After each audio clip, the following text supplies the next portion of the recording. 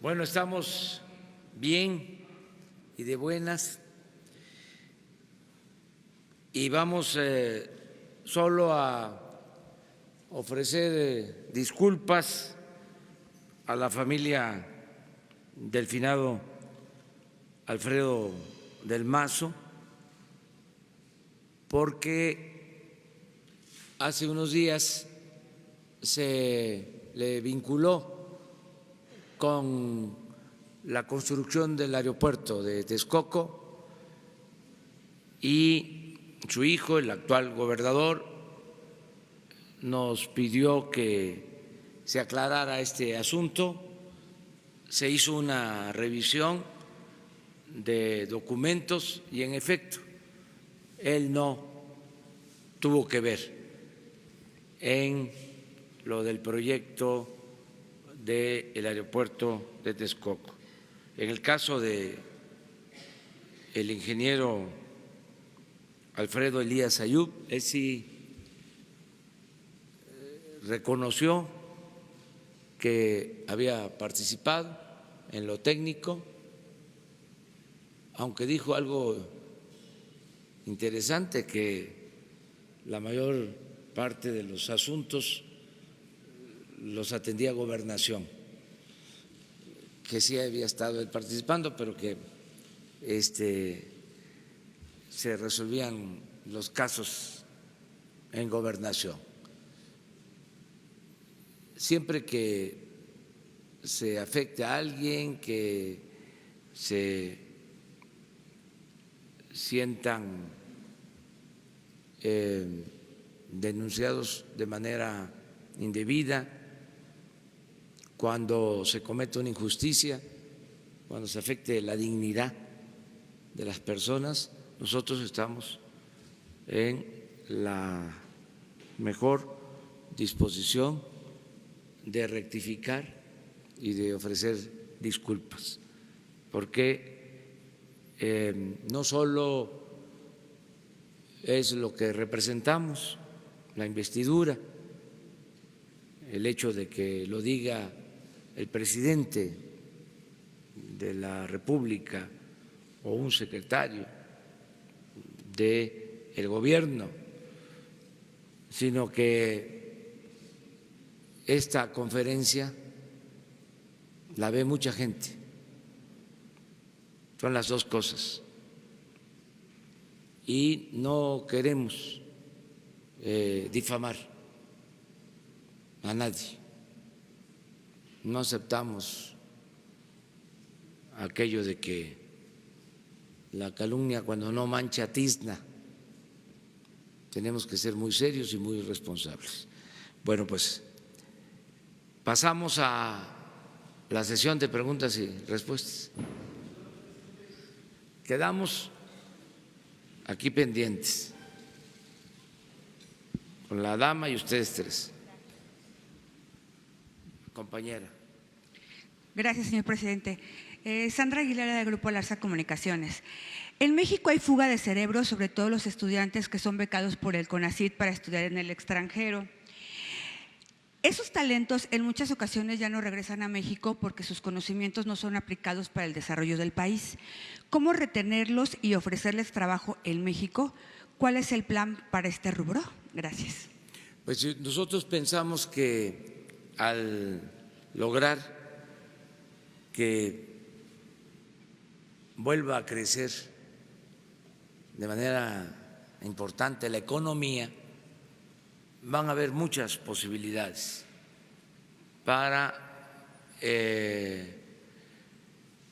ofrecer oportunidades de trabajo a profesionales, a técnicos, a científicos mexicanos. Vamos a tener opciones, vamos a tener alternativas. Hay proyectos muy importantes que están en proceso para iniciarse y llevarse a cabo durante este sexenio. Imagínense, vamos a construir el Tren Maya, es una inversión de alrededor de 120, 150 mil millones de pesos. Nunca en el sureste se había invertido tanto en una obra. Vamos a rehabilitar las 6 refinerías, ya lo estamos haciendo y queremos hacerlo pues con técnicos, con profesionales mexicanos. La construcción de la nueva refinería es lo mismo, 120, 160 mil millones de pesos. Es mucho trabajo. El desarrollo del Istmo, la ampliación de los 2 puertos, Salina Cruz, Coatzacoalcos, la construcción de la nueva vía para el tren en el Istmo,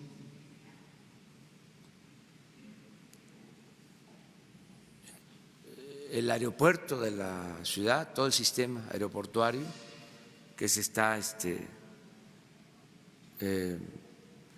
construyendo o que va a empezar a construirse. Hay muchas opciones. Yo espero que los mexicanos tengan garantizado el derecho al trabajo con buenos salarios. Esa es la aspiración. No tengo duda de que vamos a avanzar mucho ofreciendo empleo, pero queremos también que sean empleos bien pagados. Entonces vamos hacia allá, estoy optimista, vamos a lograr esos propósitos y que los mexicanos que se preparan en el extranjero tengan posibilidad de regresar y trabajar y aportar en su país, que muchos es lo que desean, ¿no? Muchas gracias. Buenos días, presidente de todos los mexicanos, Carlos Pozos, reportero de Líderes Mexicanos y Petróleo y Energía.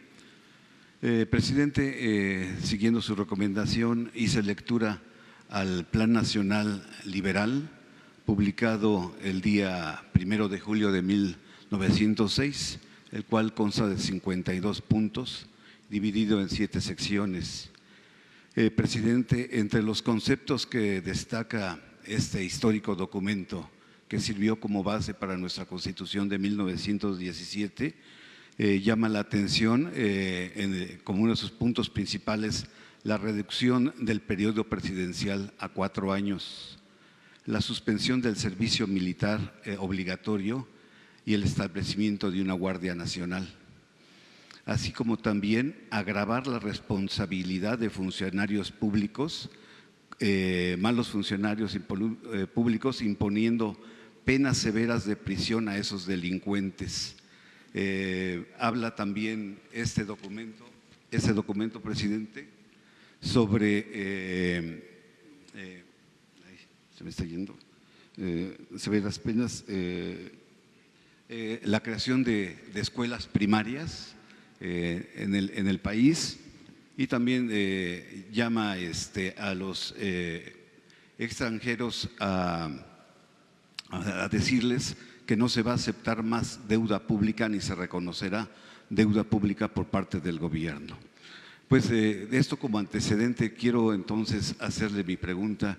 Ayer usted presentó efectivamente el Plan Nacional de Desarrollo 2018. Mi pregunta es,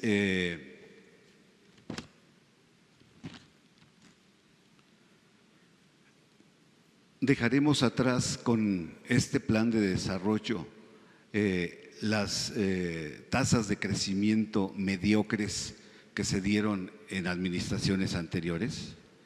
En ese mismo documento usted habla de que el contrato social en México está roto, se requiere de un nuevo pacto social, presidente. Pues primero felicitarte por leer el Plan Liberal de 1906, porque realmente es un documento excepcional. Ahora que lo estabas resumiendo, reseñando, estaba yo también recordando sobre otros puntos. Es algo de avanzada. Se publica cuando todavía el magonismo apuesta a un cambio pacífico, cuando todavía se pensaba que se podía terminar con la dictadura porfirista mediante la lucha política, electoral y pacífica. Luego ya se convencen de que no iba a ser posible, ya después viene Cananea y todo lo que conocemos. Pero este es un buen documento. Se dice que lo hicieron en Canadá porque andaban protegiéndose, vivían en Estados Unidos, pero cuando los agentes del gobierno los perseguían en Estados Unidos, iban a Canadá, y es un muy buen trabajo. Nosotros estamos planteando algo parecido, desde luego a la luz de los nuevos tiempos, de las nuevas circunstancias, pero ellos, ayer lo comentaba, planteaban que era indispensable mejorar el ingreso de los trabajadores para fortalecer el mercado interno. Dice, si el trabajador, el mexicano, tiene ingresos muy precarios, pues va a consumir apenas lo básico y esto no ayuda a las empresas ni ayuda al comercio, mantiene una economía estancada. Entonces su propuesta era reactivemos la economía, planteaban de que no hubiesen tierras ociosas, que se distribuyera la tierra, porque había mucho acaparamiento de terrenos que no se utilizaban. Decía, vamos a producir la tierra, vamos a que haya más producción para que haya más trabajo, más ingresos y más bienestar. Entonces nosotros vamos a crecer en este sexenio, tenemos el compromiso de crecer al 4%, lo volví a dejar de manifiesto en el plan de desarrollo, en la visión que es como un epílogo de cómo veo que va a ser el 2024. Ahí dejo en claro de que vamos a tener un crecimiento del 4%. Esto va a significar crecer al doble de lo que se creció en el periodo neoliberal, en 36 años, porque el crecimiento en todo el periodo neoliberal fue del 2% anual en promedio. Entonces lo que estamos planteando es crecer al doble. Esto les molesta mucho a nuestros adversarios, pero es posible. Hasta los empresarios mexicanos están hablando de crecer al 4%. El presidente del Consejo Coordinador Empresarial, Carlos Salazar, hizo el compromiso de apoyar para que logremos el crecimiento del 4%. Los gobernadores de la CONAGO también le ofrecen. Los gobernadores de la CONAGO también le ofrecieron. Los gobernadores de la CONAGO, Carlos Slim habló de que es posible. Hay ánimo para eso. Además, ya lo hemos logrado durante mucho tiempo, desde los años 30 hasta los 80, 50 años. Si ustedes ven cómo se comportó la economía en esos 50 años, tuvimos tasas de crecimiento en promedio del 5%. Tuvimos periodos de crecimiento cuando Antonio Ortiz Mena fue secretario de Hacienda, en 2 gobiernos, con López Mateos y con Díaz Ordaz, 12 años, con crecimiento del 6%, sin devaluación, sin inflación, sin endeudamiento. Se le conoció a ese periodo de desarrollo tan importante para el país, además de hablarse de desarrollo estabilizador, se llegó a conocer como el milagro mexicano, lo que después harían los gobiernos en China, mayores tasas, pero nosotros ya lo hemos hecho. Entonces, ¿por qué no plantearse crecer al 4%? Más, subrayo, con todo respeto, Antonio Ortiz Mena no era economista, era abogado.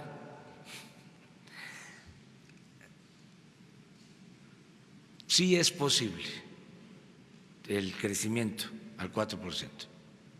Presidente, ¿podría darnos detalles de cuándo, cómo y en dónde será la firma del acuerdo para la concordia con los gobernadores de la CONAGO? Y si usted coincide en que hay crispación y polarización y se busca reconciliar con la firma de este acuerdo. Mire, podríamos firmar el acuerdo, pero en los hechos hay muy buena relación con los gobernadores, con los empresarios, con los líderes sindicales. Ayer estuvieron aquí con nosotros. Tenemos muy buena relación con todos y estamos armonizando, estamos buscando la reconciliación entre todos. Les puedo decir, por ejemplo, de que hay un ambiente de colaboración, de cooperación, de ayuda, distinto a lo que quisieran nuestros adversarios o a veces lo que se plantea, ¿no?, en el discurso político, con propósitos de oposición, como es legítimo también, natural. Sí, no podemos descalificar las críticas. La democracia es pluralidad, es discrepancia, no puede haber pensamiento único. Pero bueno, en los hechos hay armonía, hay concordia. Ayer, por ejemplo, hablé del rescate de los mineros y no había tenido oportunidad de comentarle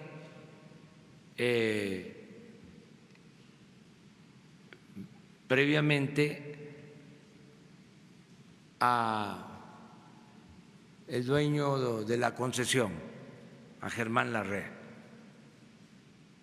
No estaba y consultamos a los familiares porque era un compromiso que hicimos, algo que tiene que ver con la justicia, con el humanismo, y no habíamos tenido oportunidad de hablar con él. Yo le había comentado este asunto en un encuentro que tuvimos hace unos meses. Él me argumentó lo que les dije ayer, que habían hecho el intento y que no habían podido, que habían condiciones difíciles, riesgosas para la exploración, para rescatar los cuerpos. Yo insistí en que teníamos que hacer todo. Bueno, le pedí a la secretaria del Trabajo que buscara a Germán Larrea para pedirle que ayudara. No estuvo. Y como es un compromiso nuestro, ayer lo di a conocer. Ayer mismo me envió una carta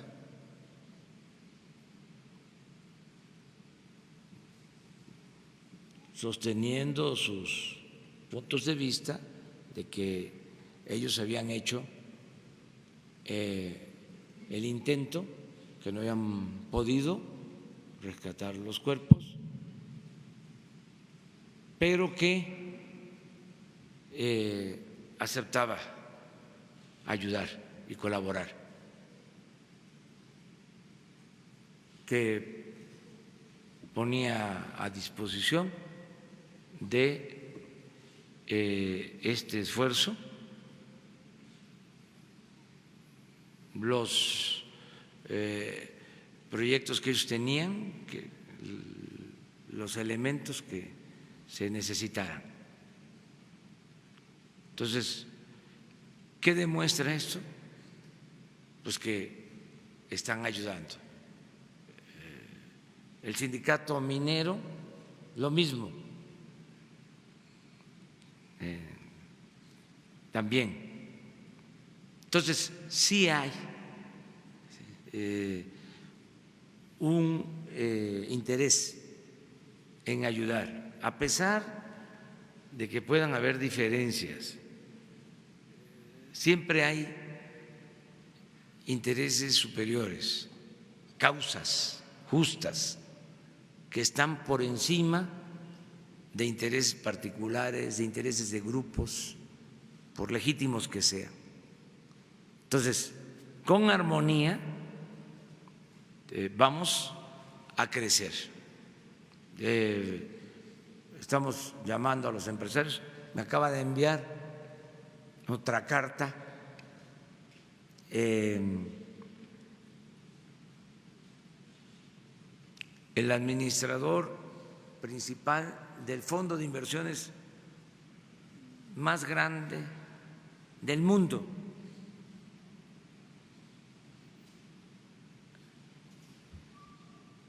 Diciéndome que quieren hacer en México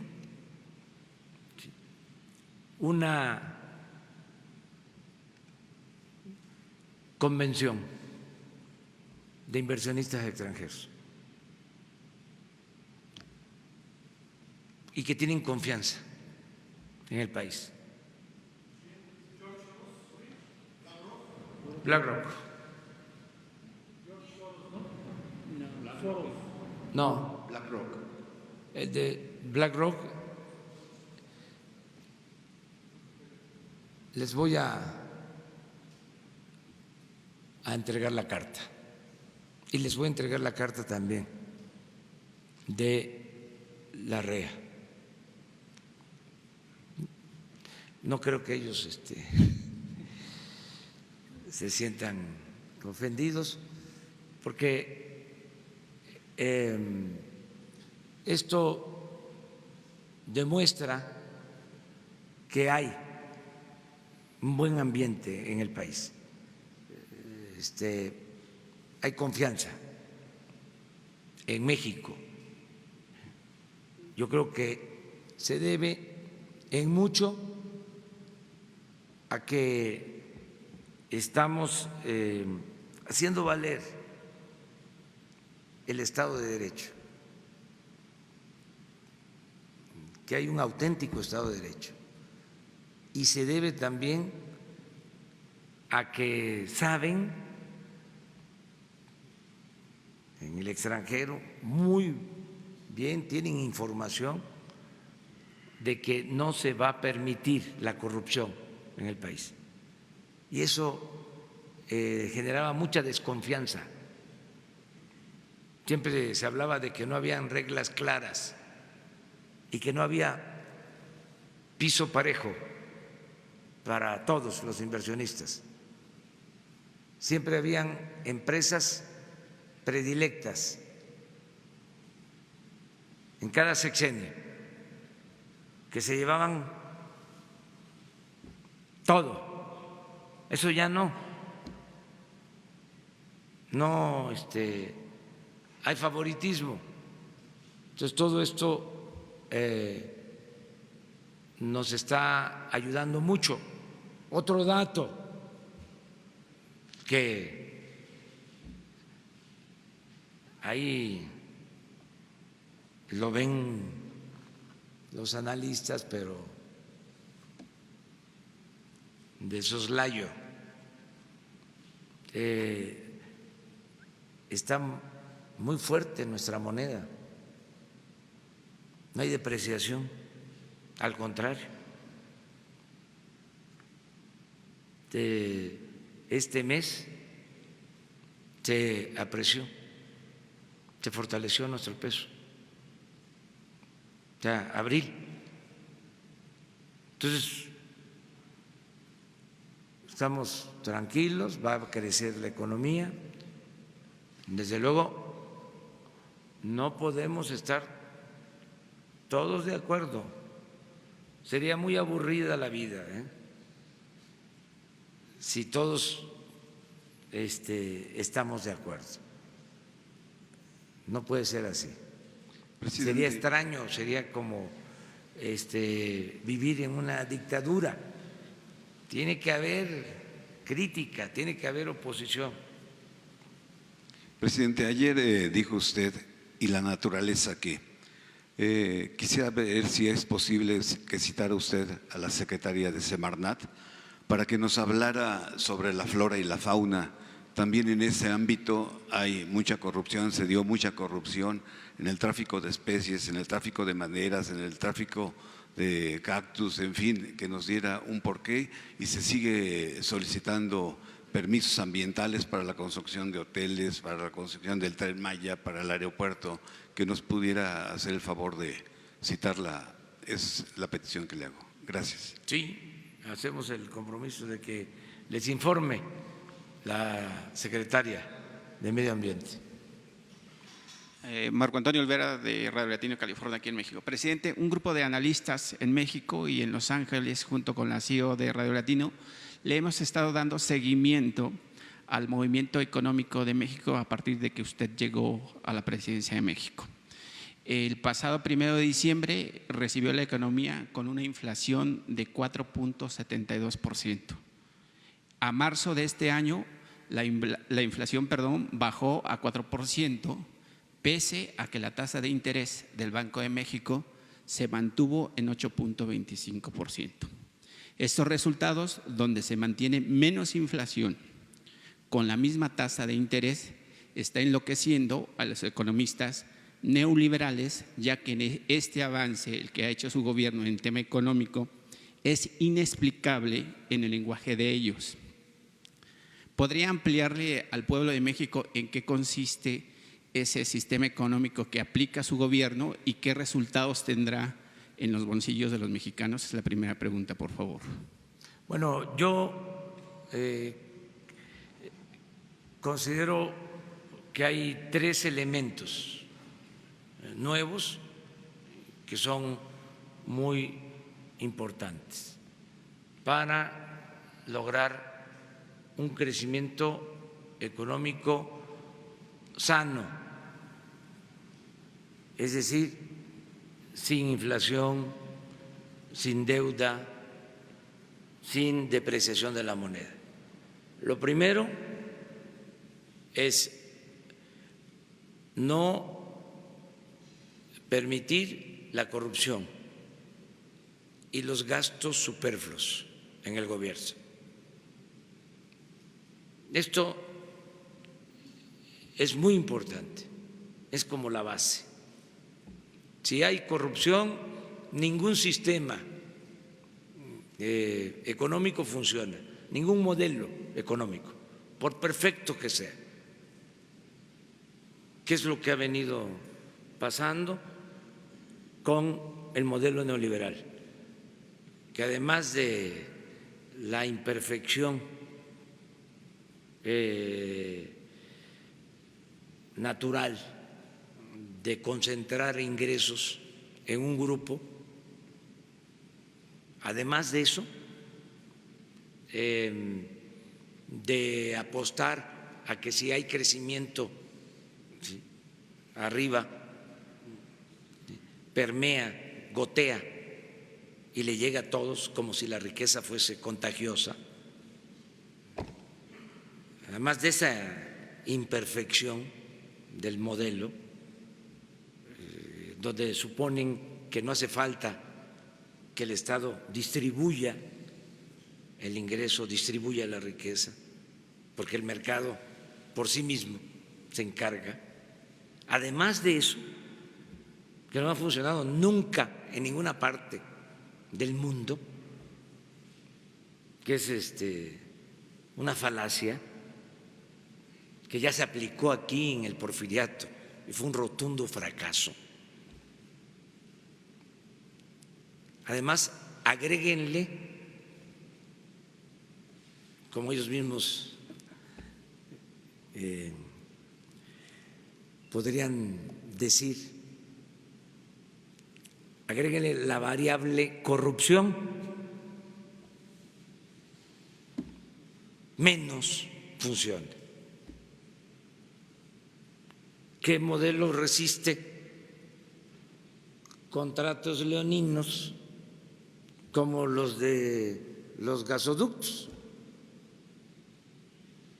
¿Qué modelo económico resiste el que se compre una planta de fertilizante que costaba cuando mucho $50 millones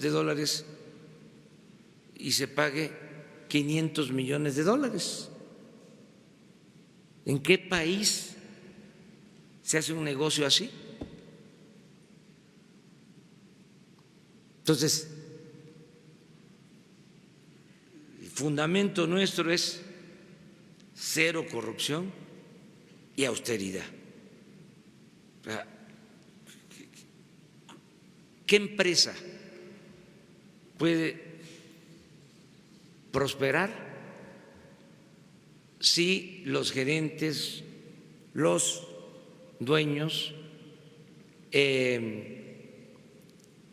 gastan sin límites, si actúan con extravagancia, si tienen aviones de lujo, si derrochan. Una buena empresa tiene que cuidar los gastos. Entonces, un elemento importante del proyecto alternativo económico es cero corrupción y austeridad. Esto nos va a dar crecimiento. Lo segundo, apoyar la economía desde abajo. El que se distribuyan recursos para beneficio de la gente más necesitada, que se apueste a la creación de empleos, que se oriente el presupuesto a fortalecer la economía popular. Les pongo ejemplos. Hablábamos ayer del programa Sembrando Vida. Este año se van a sembrar 500,000 hectáreas, pero son 200,000 empleos, con una inversión de 25,000 millones de pesos. 200,000 empleos.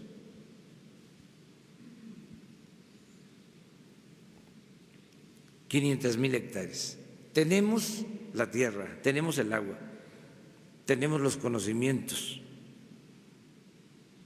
porque por nuestras culturas los campesinos saben cómo producir. Entonces, es lo que estamos haciendo. Otro ejemplo, estamos construyendo caminos en Oaxaca con uso intensivo de mano de obra. Se entregó a 50 municipios de Oaxaca,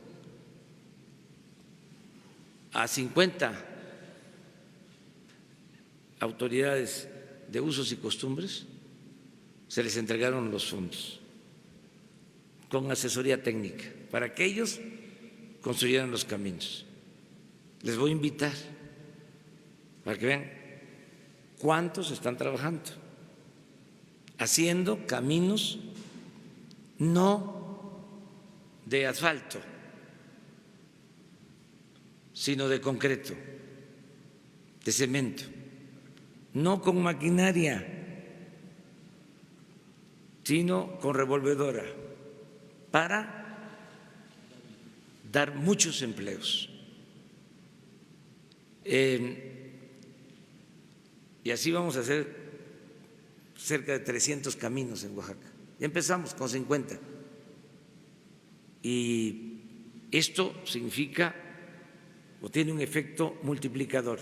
Se hacen las obras porque es pavimentar los caminos hacia las cabeceras municipales, porque hay como más de 300 caminos sin pavimentar para comunicar a cabeceras municipales, a municipios de México. Entonces, se hacen las obras, se da empleo y se reactiva la economía desde abajo, porque el dinero queda ahí, se ayuda el comercio. Esto para los tecnócratas, para los economistas que aprendieron fórmulas muy elementales, pues no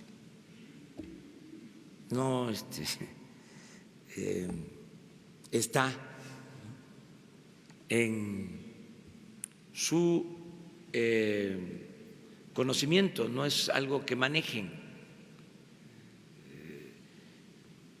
Entonces, la economía, impulsar la economía, ese es el segundo elemento, apoyar la economía popular. Y el tercer elemento es que se promueva el desarrollo, porque no se promovía el desarrollo. Se daba como un hecho de que el mercado podía, sin que el Estado participara, podía lograr el crecimiento de la economía. No, el Estado tiene que promover el desarrollo. Lo que estamos haciendo. ¿Por qué no se hizo en otros tiempos el Tren Maya? ¿Por qué se apostó a dar las concesiones? Entregar toda la infraestructura de los ferrocarriles de México. Acabaron con todo lo que se había construido en más de 100 años. Se construyó en la época del presidente Juárez y del presidente Lerdo el ferrocarril de la Ciudad de México a Veracruz. Fue el primero, 600 kilómetros. Luego, con Porfirio Díaz, se construyeron más de 20,000 kilómetros de vías férreas. Después de la Revolución, lo mismo. Llegamos a tener más de 30,000 kilómetros de vías férreas, trenes de pasajeros, de norte a sur, de costa a costa. Llegaron estos tecnócratas irresponsables y en un abrir y cerrar de ojos acabaron con los ferrocarriles. Queda un ferrocarril o dos, uno, el Chepe, y el de Tequila. Antes todavía a mí me tocó, estaba estudiando aquí en la Ciudad de México, ya vivían mis padres en Palenque, tomaba yo aquí el tren a las 8 de la noche y al día siguiente a las 8 de la noche, 24 horas, estaba yo en Palenque. Nos tocó todavía nuestra generación. Ya los jóvenes, pues ya no, han viajado en tren, solo que vayan a Europa, porque allá sí se mantuvo todo el sistema de transporte de trenes, además se modernizó, ahora hay trenes que se desplazan a 300, 400 kilómetros por hora en España, en Inglaterra, en China, y nosotros retrocedimos. ¿Cómo vamos a seguir con el modelo económico neoliberal? No, vamos a cambiar, vamos a crear, como dicen los analistas fifís, o en el lenguaje tecnocrático, un nuevo paradigma.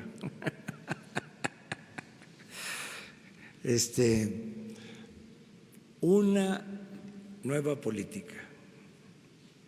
Y la segunda pregunta, presidente, si la contesta, por favor. El próximo 5 de mayo se conmemora un año más de la Batalla de Puebla y el intento de los franceses por quedarse con nuestro país de nueva cuenta. Pero desde 1862 o antes, incluso, la cruenta lucha entre conservadores y liberales sigue hasta nuestros días. Prueba de ello es que el próximo 5 de mayo, el domingo, Francisco Martín Moreno está llamando a algunos mexicanos a que salgan a las plazas para pedirle su renuncia o incluso manifestarles sus inconformidades por las decisiones que está haciendo su gobierno. Estos líderes o incitadores viven en México, presidente, se sirven de México y cobran en México. Es como hacerle unas ranuras al barco llamado México para que se hunda. ¿Qué opinión le merece ese tipo de llamados o acciones de esta gente o escritores que pues están llamando a la sociedad en general? Pues mire, están en su derecho, están ejerciendo su libertad. Yo tengo una opinión de ese periodista, escritor, ya la expresé en un Twitter hace como un año. Búsquenla, ahí se los dejo de tarea. Y eso es lo que pienso. Pero tiene derecho a manifestarse, a expresarse, a oponerse. Somos distintos. Él tiene un pensamiento conservador y eso es, lo hemos dicho aquí, bueno, que haya definiciones, que no haya simulación. Nosotros vamos a conmemorar lo de el triunfo de las fuerzas del ejército mexicano en Puebla, enfrentando a los franceses. Vamos a estar en Piedras Negras, Coahuila. No voy a estar en Puebla. Me invitó el ciudadano gobernador, va a ir en mi representación la secretaria de Gobierno, Olga Sánchez Cordero. Yo no puedo estar en Puebla porque hay elecciones y he ofrecido no visitar estados en procesos electorales cuando hay elecciones. Me toca una gira en el norte, vamos a comenzar mañana, vamos a estar en la refinería de Cadereyta, Nuevo León, mañana, y vamos a tener un acto en la tarde en Monclova. Luego el sábado vamos a estar en Sabina, Coahuila, y en Acuña, en la frontera. Y el domingo 5 de mayo vamos a conmemorar la batalla de Puebla en Piedras Negras. Ahí vamos a hacer el acto. ¿Por qué en Piedras Negras y en Coahuila? Porque de ahí era Ignacio Zaragoza. Nació en lo que hoy es el estado de Texas, pero cuando él nace, Texas pertenecía a Coahuila.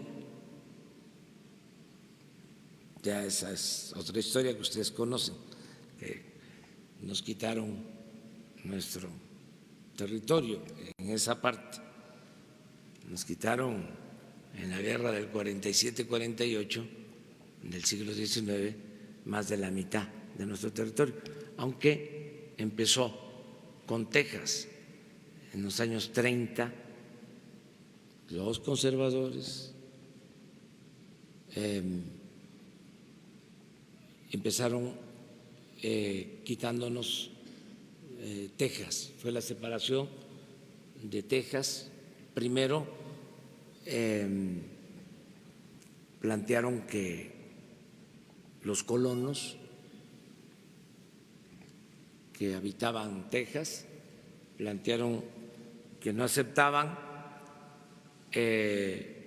la Constitución o las leyes conservadoras y querían el restablecimiento de la Constitución de 1824, pero fue realmente una excusa y por eso se independizaron. Texas se independiza de México y luego se anexa a Estados Unidos. Esa fue la primera pérdida del territorio. Y luego el gran zarpazo, en el 47. Otra excusa, que se les debía un dinero y que se había invadido una parte del territorio de California y el presidente en ese entonces, Polk, demócrata, ordena la invasión y el Congreso aprueba la guerra contra nuestro país y terminan quitándonos más de la mitad del territorio. Entonces corren la frontera hasta el río Bravo y es muy importante recordar también de que en los acuerdos de Guadalupe queda Laredo del otro lado del río como parte de Estados Unidos, pero los pobladores de Laredo, mexicanos, no aceptan el acuerdo, no aceptan pasar a formar parte de Estados Unidos, quieren seguir siendo mexicanos. Y se hace una consulta y la mayoría dice queremos seguir siendo mexicanos. Entonces el gobierno estadounidense, pues en una situación de predominio total, porque ya habían tomado la Ciudad de México, izaron aquí la bandera estadounidense en el Zócalo, en los momentos más tristes de nuestra historia. Ya lo habían hecho antes, pero esta vez fue así, muy fuerte. ¿Y qué creen que pasa? Que un grupo, unas familias de Laredo no aceptan y se pasan de este lado del río, se traen hasta sus muertos y se funda Nuevo Laredo. Es bonita la historia, ¿verdad? Entonces, no que nos estemos desviando, sino que todo esto es importante recordarlo con motivo de lo del día 5 de mayo. Zaragoza era mexicano, además, fíjense que es la fecha histórica que más se celebra en Estados Unidos.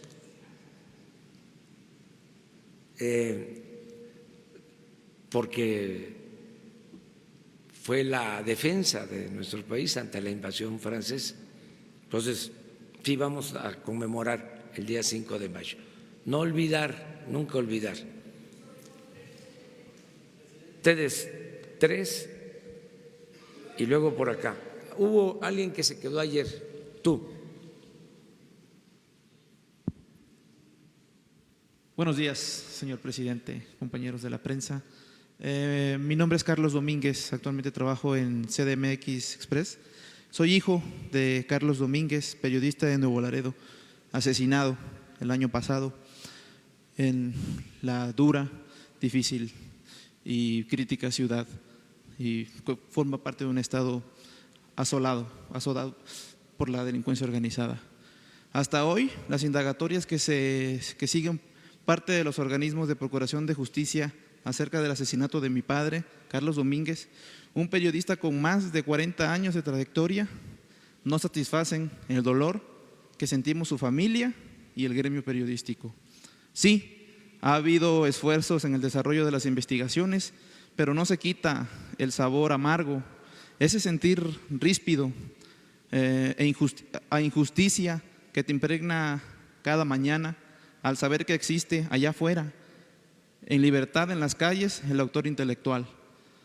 Una mente perversa que ordenó poner el nombre de mi padre en una lista de sentenciado a muerte. Se dicen muchas cosas del brutal asesinato de Carlos Domínguez, quien fue apuñalado en 24 ocasiones en frente de mis sobrinos, su cuñada, un bebé de 8 meses y 4 años, señor presidente, en pleno centro de la ciudad, a la luz del día.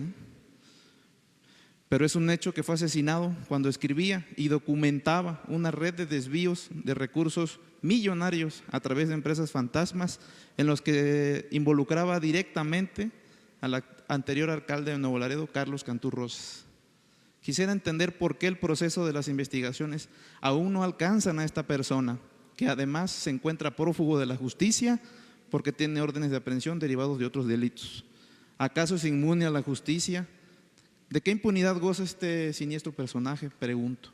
Quisiera entender también, señor presidente, por qué razón, con todo respeto, su movimiento que le costó tanto trabajo, hoy protege y da una candidatura a una de sus hermanas, Carmen Lilia Cantú Rosas, pues la vía plurinominal en Tamaulipas.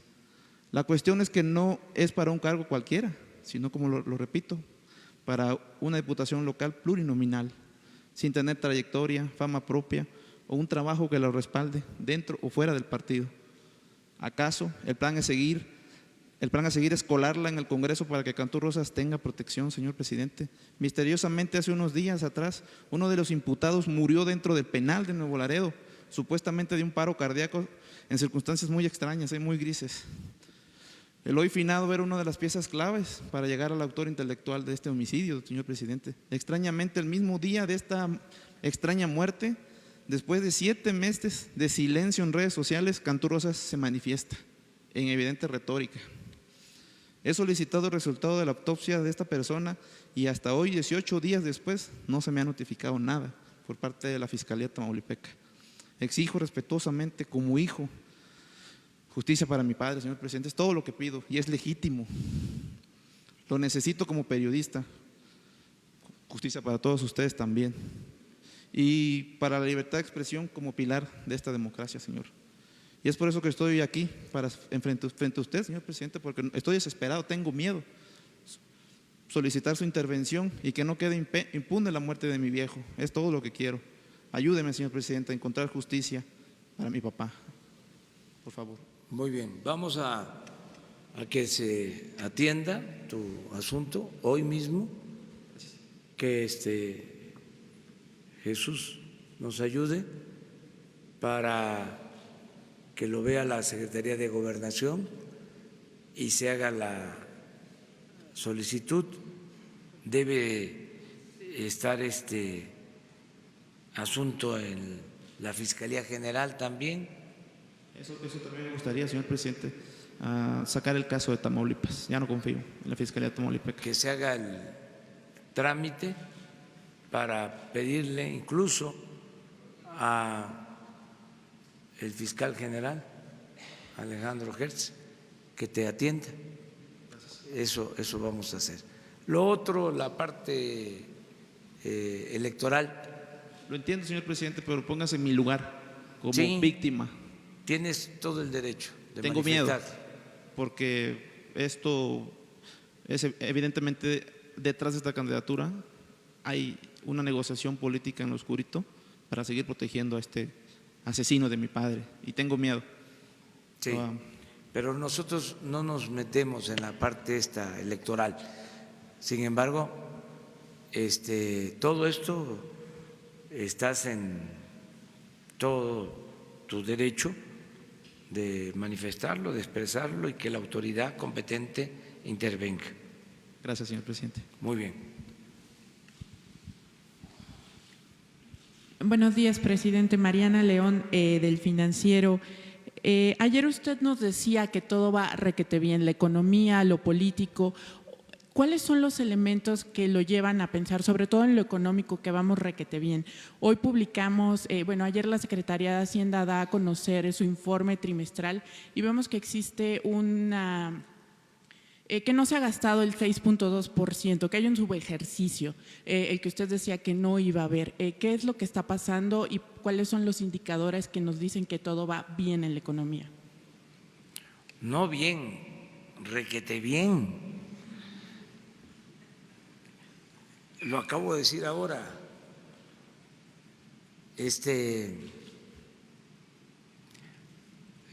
Péguenle un vistazo a cómo andan otros países. Es de mal gusto, ¿no?, que yo lo señale, que yo diga cuál país, pero vamos muy bien en México. No hay subejercicio. Son datos de la Secretaría de Hacienda, presidente. Sí, porque hay ahorros.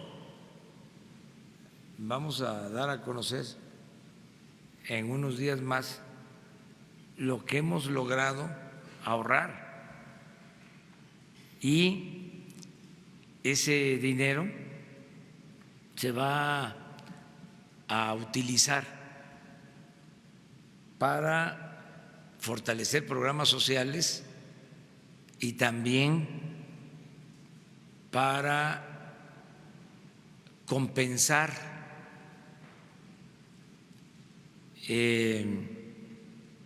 lo que vamos a dejar de recibir, porque vamos a reducir los derechos a Pemex para darle más autonomía y más fuerza a Pemex. Entonces, no es su ejercicio, es ahorros que se están teniendo y van a haber otros. Ahora que se aprobó en una primera instancia el plan de austeridad. Si ustedes ven el informe de Hacienda, en efecto, hay un ejercicio de 6.5 menos que el año pasado, más o menos. Pues ¿cómo no vamos a gastar menos si ya no hay extravagancias? Más bien es la comparación con el gasto programado que su mismo gobierno Sí. tenía con lo que se gastó realmente, Sí. es decir, un subejercicio. Sí, porque todavía el presupuesto de este año, vamos a decir que se hizo a la limón, no lo hicimos por entero nosotros, estaban todavía los funcionarios de la pasada administración, por eso vamos a hacer una reprogramación del presupuesto. Entonces, es un menor gasto porque no hay derroche,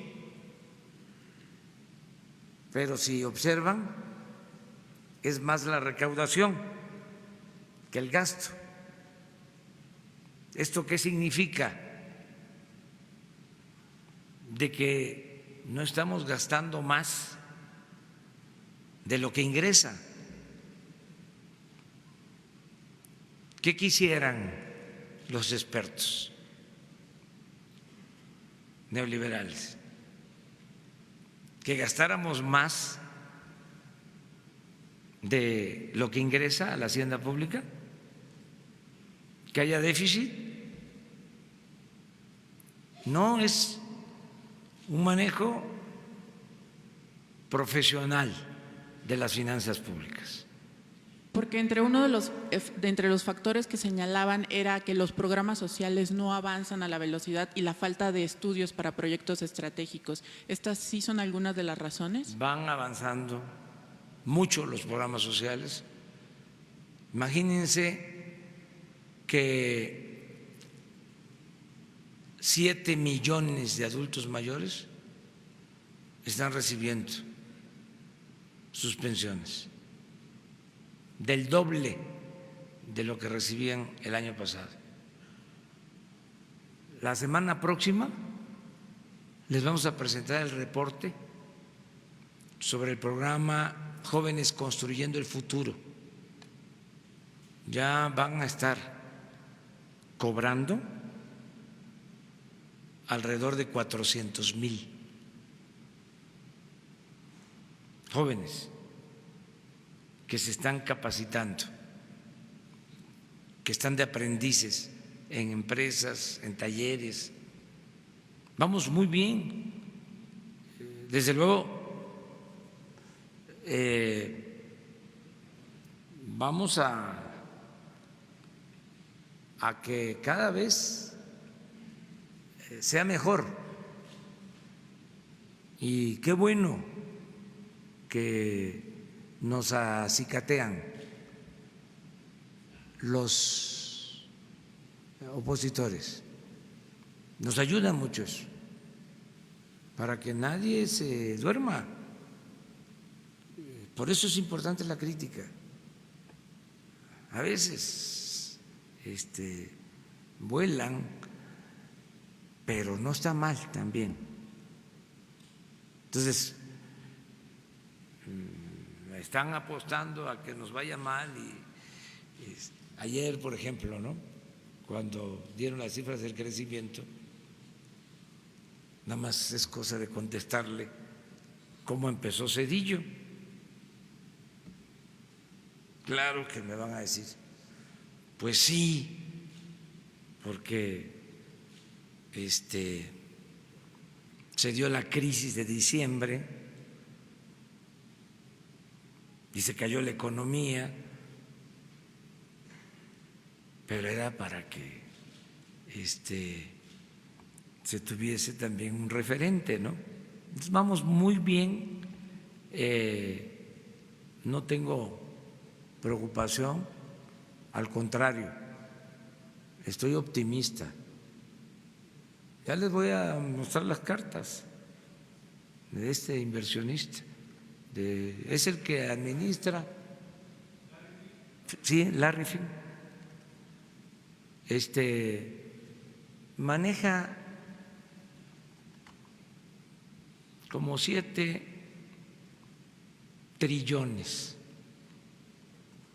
de dólares en los fondos.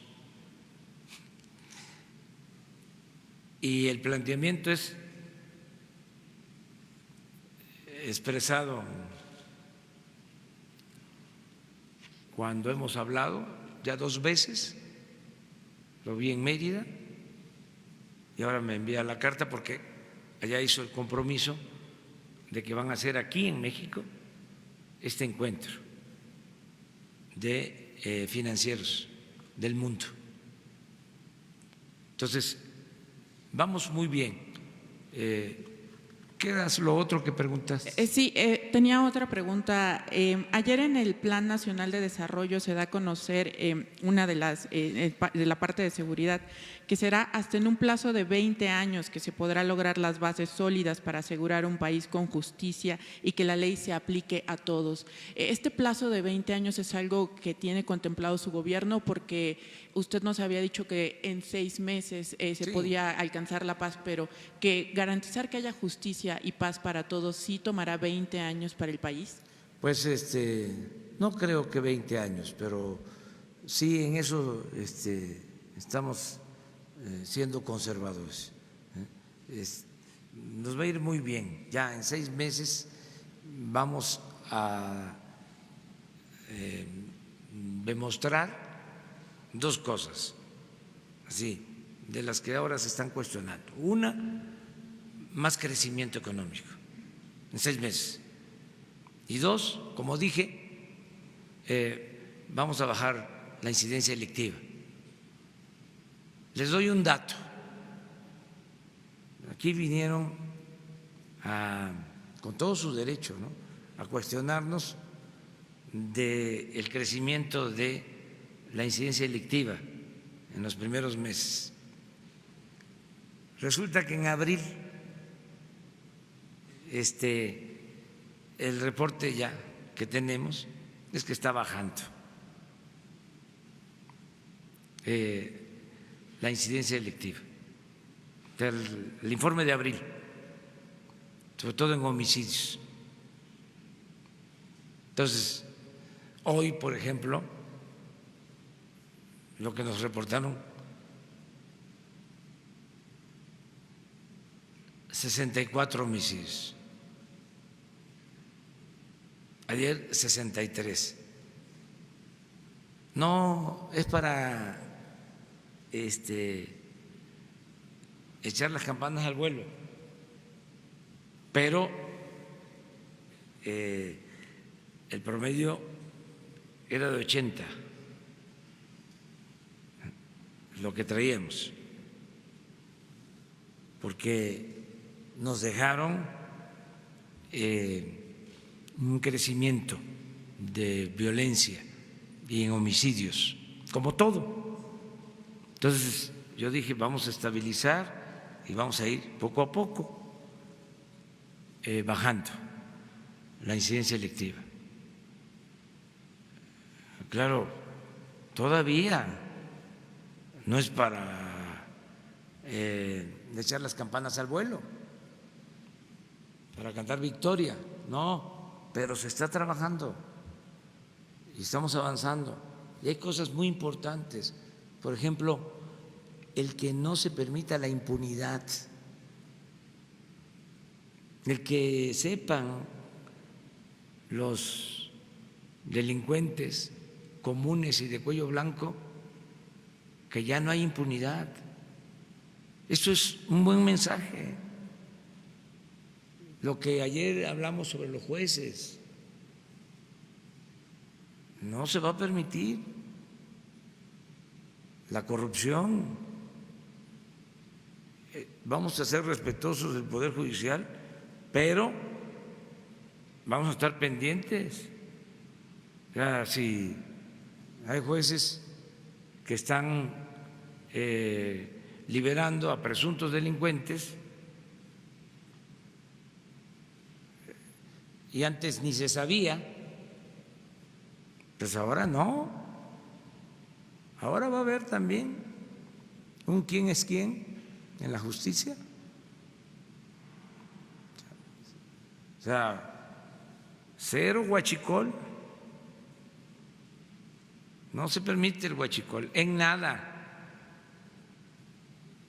Se hablaba, por ejemplo, de la reforma educativa y que se iba a negociar con las plazas. No va a haber huachicol de plazas. Se acaba la corrupción. Entonces esto ayuda mucho. Entonces, por lo que estamos planteando, va a haber crecimiento y se va a seguir avanzando. Entonces, si no se necesitan 20 años, como dice el Plan Nacional, ¿cuántos se necesitan? ¿Cuánto estima usted? Yo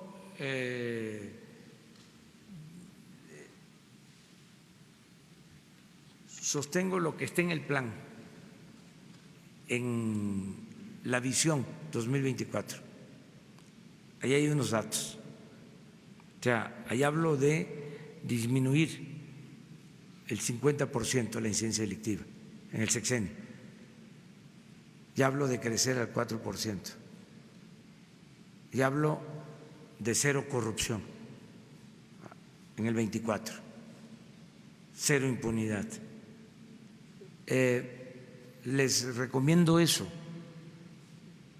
todo el documento es muy importante, pero el epílogo son 3 cuartillas, 4. Esa es mi visión, eso es lo que vislumbro para el 2024. Ese es mi compromiso, o sea, entregar un país con empleo, con buenos salarios, con paz, con tranquilidad, sin corrupción, sin impunidad. Un país nuevo, una patria nueva, y está ahí en el epílogo.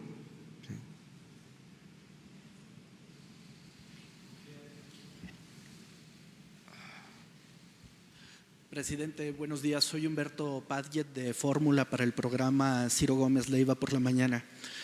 Mañana será Día de la Libertad de Prensa y a propósito de las agresiones que existen contra los periodistas, después de la violencia lo que las define es la impunidad. Es un trato preferencial que la justicia le da no solo a quienes actúan físicamente contra estos, sino a los beneficiarios políticos de quienes asesinan, amenazan, silencian periodistas. Quienes estamos en uno u otro caso vemos con preocupación esta situación. El compañero Carlos Domínguez acaba de decir que una beneficiaria de esta impunidad es una candidata de su partido, de Morena. ¿Cómo garantizar el fin de la impunidad en contra de los periodistas asesinados, amenazados, si no existe fin a los beneficios políticos de quienes se benefician de esa violencia contra la prensa, señor presidente? Bueno, tú editorializaste porque ya estás dando como hecho de que nosotros estamos protegiendo a un presunto delincuente, y eso no es cierto. O sea, nosotros no protegemos a nadie. Sí, venimos luchando desde hace muchos años, pero no para que haya corrupción y para que haya impunidad. No somos iguales. En el caso de Carlos Domínguez, él fue asesinado luego de demostrar, de documentar hechos de corrupción cercanos a los 1,000 millones de pesos que presumiblemente se cometieron durante la administración de Cantú Rosas. Su hermana, la que es candidata a una diputación plurinominal, no tiene más carrera política que la que ha hecho bajo la carrera de su propio hermano. Hace 6 meses era panista, y se lo pregunto sin ánimo de insultarlo, sino convencido de que hay un verdadero problema de violencia en contra de los periodistas. Sí, hay un problema de violencia contra los periodistas que no se debe de permitir. Se le tiene que dar protección a los periodistas y tiene que terminarse la impunidad. Pero este hecho ¿sí? se cometió en el gobierno pasado, lamentablemente, ¿sí? Primero. Segundo, tú mismo estás planteando, dice, viene de su movimiento, pero hace 6 meses era del PAN. O sea, es un asunto partidista. Entonces, nosotros nos vamos a hacer cargo de que no haya impunidad, sea quien sea. Yo tomé posición como presidente y dije que solo me hacía responsable de Jesús Ernesto, de mi hijo pequeño, porque es menor de edad, pero no me hago responsable de ningún miembro de mi familia. Soy también en esto juarista. Cuando un yerno de Juárez maltrató a un juez y el juez se quejó con Juárez. La respuesta fue: ¿y qué espera para hacer justicia? Yo no voy a proteger a nadie, sea quien sea. Yo estoy aquí porque el pueblo me dio su apoyo para llevar a cabo una transformación, un cambio verdadero. No estoy aquí por la parafernalia del poder, por ser presidente, por el cargo. Estoy aquí porque tengo la encomienda de transformar al país. Entonces, no tengo partido, no tengo sindicato, no tengo medio de comunicación preferido, mucho menos grupo de interés creado. O sea, no somos iguales. Entonces, en el caso del compañero, tiene todo su derecho, es su papá, lo entiendo perfectamente. Me están informando ahora, lo va a recibir el fiscal general. Te va a recibir el fiscal general. ¿Sí? Pero no mezclemos las cosas. O sea, no es un asunto electoral. Hay elecciones en Tamaulipas ahora. Entonces, esto enrarece siempre el ambiente. Es un poco lo que sucede, con todo respeto, en Estados Unidos. Como viene la reelección, salen las pasiones en todos lados. Acaban de pasar las elecciones en España, siempre. Entonces, pero vamos a que haya justicia, que si hay pruebas, ¿sí? No hacer juicios sumarios en los medios, si no existen elementos, si no existen pruebas. Hay que esperar. Entonces, nosotros vamos a atender esto, ya lo estamos haciendo, es lo que puedo comentar, y garantizar la libertad de ustedes. Muchas gracias, señor presidente. A propósito del 5 de mayo, con Francia hay un adeudo que son las islas Revillagigedo, La Pasión o Clipperton. Hasta la Constitución de 1857, estas islas formaban parte de la soberanía mexicana.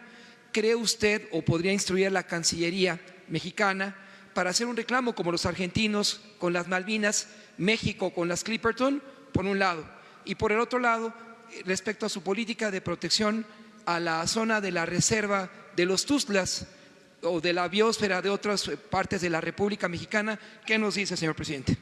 Bueno, que nosotros no tenemos ahora ninguna denuncia pendiente sobre nuestro territorio. Vamos a cuidar lo que tenemos, a defender nuestra soberanía. Hasta ahí, nada más. Hay también que comprender la forma en que se defiende, ¿no?, la soberanía, porque anteriormente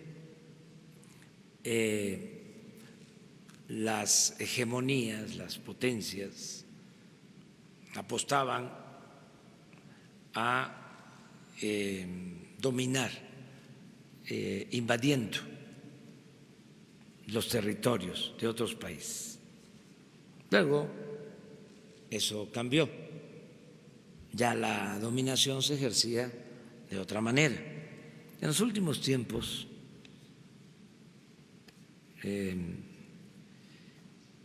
se llegó a decir de que para dominar a México, lo dijo un funcionario estadounidense, ahí va a salir, estoy seguro que me van a ayudar, va a salir y se va a reproducir en las redes sociales. Hubo un jefe del Departamento de Estado que llegó a afirmar que para dominar a México no había necesidad de invasión, que era cosa de llevar a estudiar allá a los mexicanos, a las universidades de Estados Unidos y formarlos allá, y que luego esos mexicanos, estoy reconstruyendo, parafraseando, pero no estoy mintiendo, porque existe el documento. Esos mexicanos, cuando regresaran, iban a actuar con la misma mentalidad de los financieros o los que manejan la economía en Estados Unidos y en el mundo. Es pura coincidencia de que durante mucho tiempo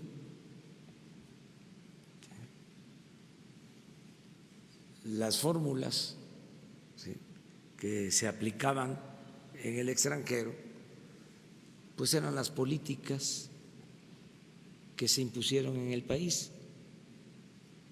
Entonces, hablando de soberanía, ¿no? Pero es interesante recordarlo. Nosotros pues vamos a ser respetuosos siempre de todos los gobiernos del mundo, pero vamos a recuperar las experiencias de nuestra historia. Nosotros queremos inspirarnos en Morelos. ¿Qué decía Morelos en sus Sentimientos de la Nación? Que es un documento extraordinario. Que se modere la indigencia y la opulencia, que haya igualdad. Miren la manera de decirlo. En una frase decía que se eleve el salario del peón. Una frase.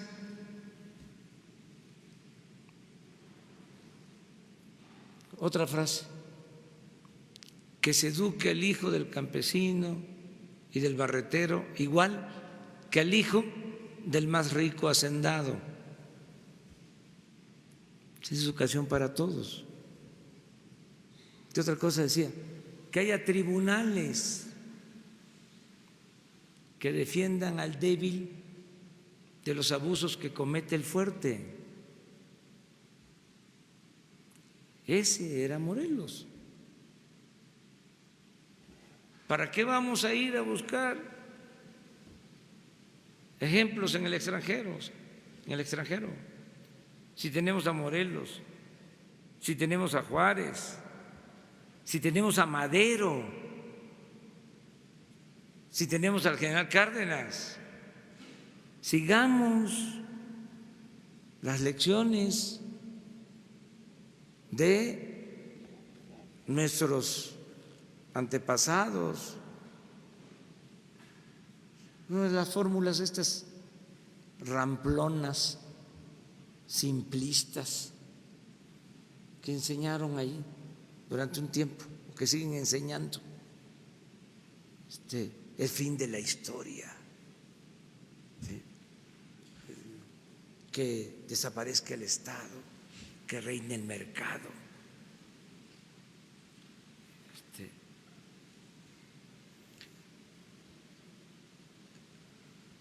Las privatizaciones como la panacea. Si llueve fuerte arriba, gotea abajo. Ya lo dije, ni que fuese contagiosa la riqueza. Todas esas fórmulas que vinieron, se aplicaron como dogma en nuestro país por estos tecnócratas irresponsables, ineficientes. Además llegaron a creerse científicos, técnicos que se sintieron científicos, invadieron la administración pública. Ahí están los resultados. ¿Cómo está el país? ¿Cómo dejaron al país? Entonces siguen queriendo dominar, entrometerse, y pensaron que nosotros íbamos a continuar con lo mismo. Pues si la gente votó por un cambio verdadero, por una transformación, no fue un cambio de gobierno, es un cambio de régimen, y vamos nosotros a aplicar, como lo estamos haciendo, una nueva política. El funcionario al que usted hizo alusión del Departamento de Estado fue el segundo secretario de Estado del presidente Ronald Reagan, George Pratt Schultz. No, fue antes. Antes. De Wilson. Pero entonces fue el tercero. No, es que lo pudieron haber repetido, porque fue una fórmula. ¿Lo tienen ustedes ahí? A ver, ¿pero qué dice? Es interesante, ¿no? Además ya con esto terminamos, porque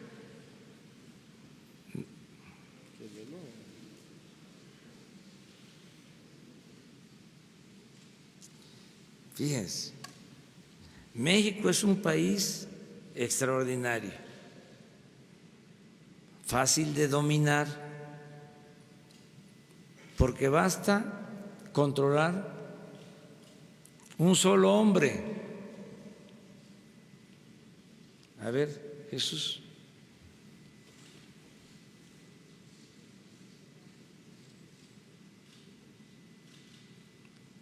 El presidente. Tenemos que abandonar la idea de poner en la presidencia a un ciudadano americano, ya que esto llevaría otra vez a la guerra. La solución necesita más tiempo. Debemos abrir a los jóvenes mexicanos ambiciosos las puertas de nuestras universidades y hacer el esfuerzo de educarlos en el modo de vida americano, en nuestros valores y el respeto al liderazgo de Estados Unidos. Con el tiempo, esos jóvenes llegarán a ocupar importantes cargos importantes. Finalmente se adueñarán de la presidencia. Entonces, sin necesidad de que Estados Unidos gaste un centavo o dispare un tiro, harán lo que queramos.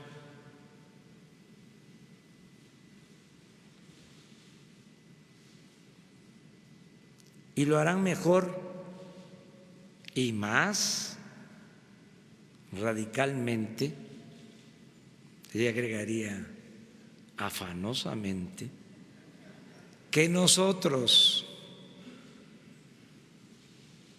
¿este es de qué año es? Secretario de Estado norteamericano del 15 al 20, de 1915. La frase es 1920. Bueno, muchas gracias.